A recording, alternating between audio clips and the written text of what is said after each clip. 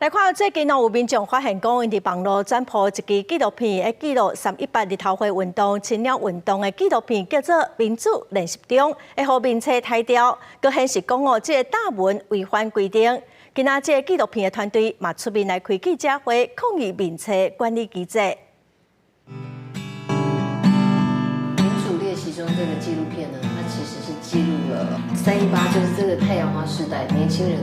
的故事。纪录片《民主练习中》用镜头记录英国318日头会盛大的少年家，后来参与地方政治，甲规个公民社会对318到青鸟运动这10年来的变化。纪录片当地面册宣传物资广告文章有万多人分享，所有侪民众发现分享出去的刊文互面册抬掉。纪录片团队表示，因拢有遵守广告的刊登规定，嘛投入预算在面册刊广告，所得到这款结果。因认为这是侵犯使用者的权利，嘛是侵害言论自由。就是我们完全无法理解它的限制的那个前提是什么，机制是什么，所以其实这个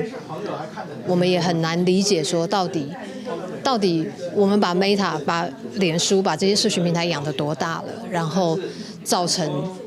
最后他们反噬我们。他会长可能成为另外一个独裁者，而那个独裁者我不知道要跟谁。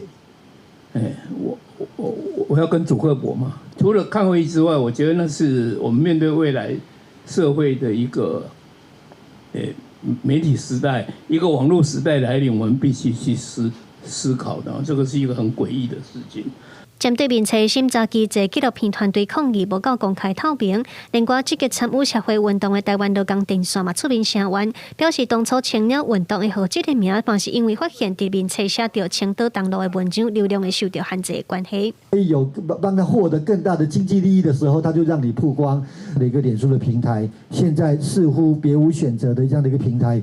表达最严正的抗议。那当然，民主没办法妥协，言论自由没办法妥协。针对面册台文章的问题，导演表示，因为向 Meta 反映，但是敢若得到罐头信息的回应，讲因文章违反社群守则，然后就无过进一步的回应啊。团队表示无法度接受，嘛这支面册违反广告刊登的合约，因后业务公司 Meta 应当重视台湾使用者的权益，伫咧台湾成立客户服务中心。记者卢尚珠、郑俊尧台北报道。